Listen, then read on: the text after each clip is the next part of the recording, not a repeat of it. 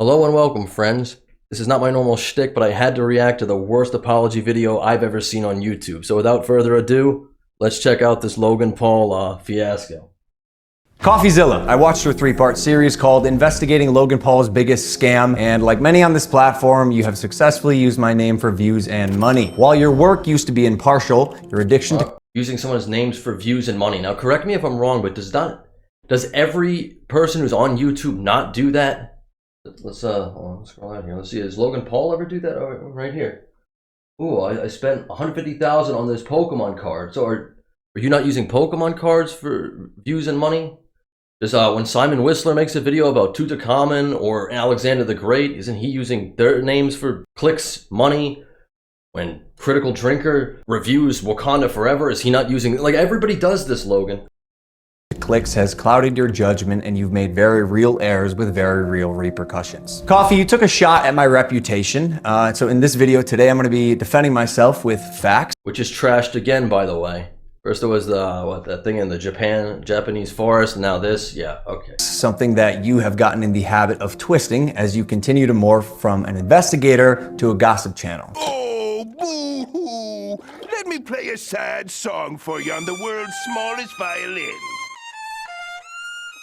You see, Coffeezilla tried to work with law enforcement in the past, but his work was described as not anchored to truth and often speculative. He is a lopsided journalist with an agenda, and he's nothing more than the Keemstar of crypto and finance. But just because law enforcement doesn't want to work with an internet journalist doesn't make his findings any less credible, Logan. Also, that's a fine claim to make, I suppose, but where are the receipts? Show the receipts. You guys got room temperature IQ, I swear. as opposed to just telling you, I'm going to show you some of the core discrepancies that I caught in Coffeezilla's investigation. Ooh, okay. Coffee, you interviewed the developer who stole the game code, fled to Switzerland, and held it hostage for $1 million. Well, his name is Zach Kelling. Surely, as the internet detective that you proclaim to be, you would know that he spent time in prison for multiple felonies, one for aggravated robbery, armed robbery at a liquor store, and the other for, surprise, obstructing the legal process. I can see why you kept him anonymous. Who will be calling Z here. I guess among many things. If Coffeezilla chose to keep this guy anonymous, then he can't really disclose his criminal record, can he? Which is besides the point whether he knew about it or not. It seems like you knew about it, Logan Paul. So what's your excuse for hiring this guy onto your team while knowing of his criminal past?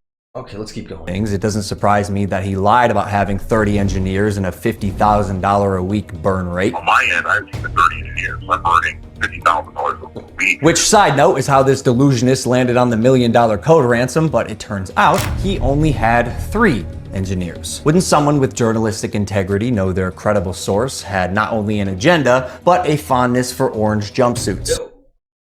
The irony here is it's Coffeezilla's fault. Wouldn't someone developing a multi-million-dollar NFT project properly vet their sources and figure out they're not criminals before hiring them on? Okay. Or did you just hear what you wanted to hear and moved on? Because even if you're lying to yourself, Steven, you still have to believe it. And I know what you're thinking. What type of idiot would work with an unsavory individual like Zach Kelling? I guess that's what I get for trusting the team that I relied on to vet and manage Eddie's hiring process, who has turned out to be a professional con man that I have since learned fooled billionaires, the Mormon Church, the owner of the New York Yankees, and now me. And surely you knew I accidentally hired this scam artist and then I hired this scam artist, but it's not my fault because these people have fooled people way smarter than me. That's a great defense. I hope that holds up in court when you go, Logan. Also, I'm not hearing a whole lot about accountability, but we're only about halfway through this video, so maybe that's coming up. Emilio, the gentleman who supposedly let his child invest in a cryptocurrency, was allegedly responsible for 2 rug pulls before you interviewed him. So either you missed that or you knew it and failed to let the public know. Why? Because it was a clear sign that he was also untrustworthy. You seemed pretty excited when the guy told you that he couldn't hatch. Out of everybody who invested in this NFT scam that you ran, one of them let their underage child invest in crypto, which is probably not a good thing. That totally negates every other investor you scammed, I guess, because one person has a shady past. Rock solid defense. the eggs. Wait, you can't even hatch? No, I'm telling you, it's just a picture. You're kidding! You can't hatch? You're kidding. You can't hatch? You can't hatch? Yeah, 1 second of research would prove that to be false, as you can definitely hatch eggs and even breed your animals. Click on that. Oh, we got a duck. And as you pointed out in your fine print, cross-hatching was available on ETH at one point, but you perpetuated the opposite as truth with your chest out. Basically, nothing worked. And by the way, Guy, almost all NFTs are just pictures. I'm telling you, it's just a picture. And surely a real Now, I might just be living in a cave, but I can't figure out for the life of me why anyone would invest in these NFTs. But maybe somebody can let me know down in the comments. Or this, I can't really verify. Coffeezilla says one thing, Logan Paul says another. However, Coffeezilla has interviewed people, and multiple people and sources who have invested in this project say the eggs cannot hatch and don't work. Truth of that, I don't know, do I want to lean with Logan Paul or Coffeezilla? I think I know which way I'm headed, but yeah, let me know. internet detective would not break criminal and civil laws in trying to get information, right? So why have you allowed the illegal recording of Jeff's phone call without his permission? And then more like an internet criminal, post it online. And it was interesting. It was like, this is wild. Now, although you didn't verify any backgrounds, substantiate any evidence, took multiple criminals' words as truth, and broke laws, you still Maybe me and Logan Paul watched a different video by Coffeezilla, because I'm pretty sure when he called up his manager, he said he was a reporter, and I'm pretty sure he gave him comments on the record. Also, if he didn't verify any of his sources, how would he know who people like Eddie Ibanez is, or that other guy went by Z? publish the defamation. However, unlike you, the blockchain doesn't lie. So let's highlight some things that you did point out. Crypto King Jake stole $6 million.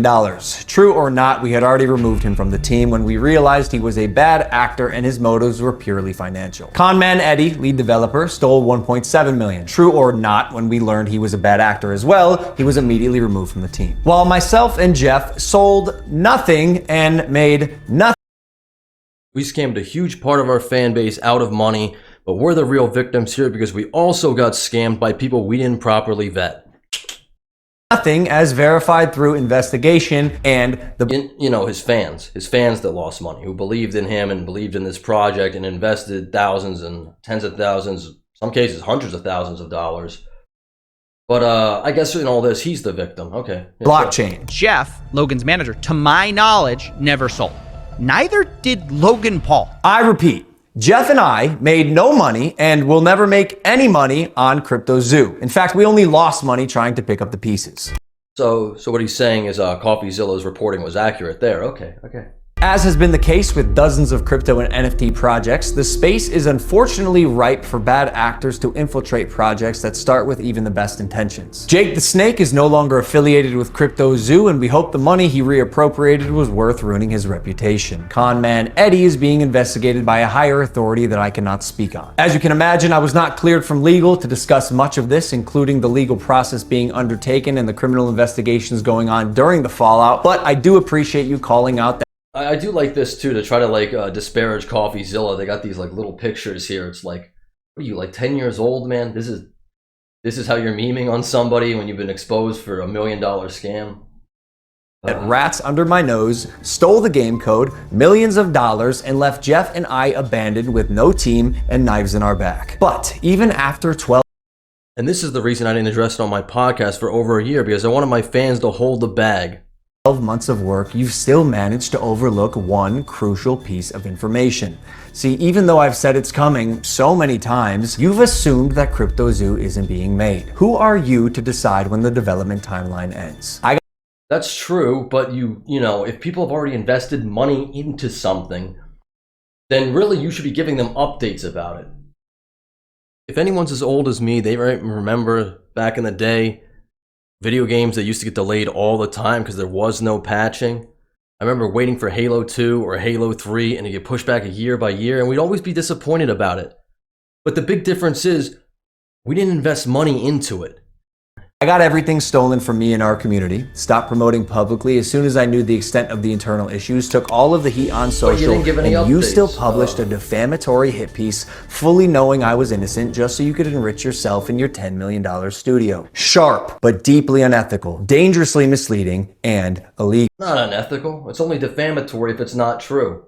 You can't be pissed off that somebody says the truth. Go look up the legal standings of defamation. I suggest you use the money you got from pumping your Patreon to hire a good lawyer.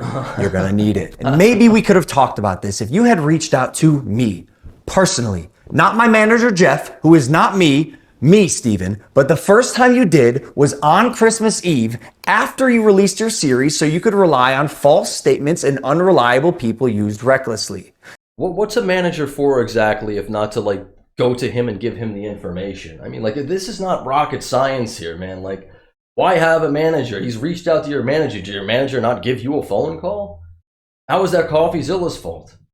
Oh, this guy just denied. The subject line was third request for comment. Yeah, not quite. This will be my third time reaching out to you and your team. The first 2 times were through your manager, Jeff. Whoa. The first 2 times were through your manager, Jeff. Okay, so the last time on Christmas Eve, after the fact, was to me. You have a funny way of twisting things. And I also noticed you left out that part on Twitter. Why hide that? Trust me, cryptozoo is coming. I will make damn sure of it. And honestly, it sucks that after years of personal reform, going through trials and tribulations and busting my ass to evolve into a person that I can say I'm actually poor him.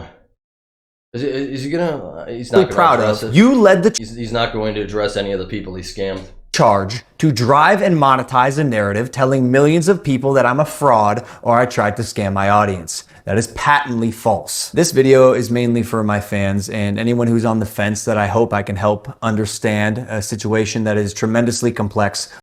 Well, I don't think it's that complex. I think you're an idiot and you didn't vet the people at best, and you somehow hired all these scammers, and at worst, you just went to scam people and no honor among thieves. But what's good about this is if you go back and read some of these comments, and nobody's falling for this.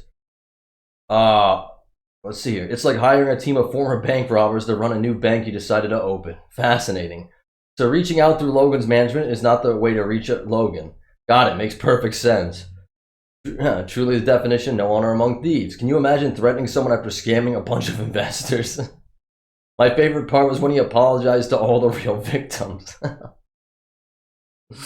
Oh, I'm not signed in. Go back. Oh, no. Coffeezilla made very real. All right. Sorry about that. It's a shame that he doesn't even admit his mistakes. Logan seems to have forgotten his audience's age and can now read through his BS. A masterclass in how to not take accountability for anything. I'm sorry. I normally don't make videos like this. I might start doing it more. This just like I watched this video after watching Coffeezilla's whole investigation. Coffeezilla, I'm sure, can only dig so deep, but his investigation was very thorough. And poor Logan Paul here is airs with very real repercussions. Let me get a picture. Coffee, you took a poor Logan Paul here is, I think, just screwed. Again, apparently. But I'm sure there will be some people who are going to forgive him and say, oh, it's not his fault, or oh, you didn't know. And it's like, you know. And again, my heart just bleeds for this poor guy who scammed his own fan base out of millions of dollars because he too was scammed by people he didn't vet. Let me know what you guys think down in the comments. If you like this video, I might make more like this. I'm not sure. I want to try to do some more stuff for the new year.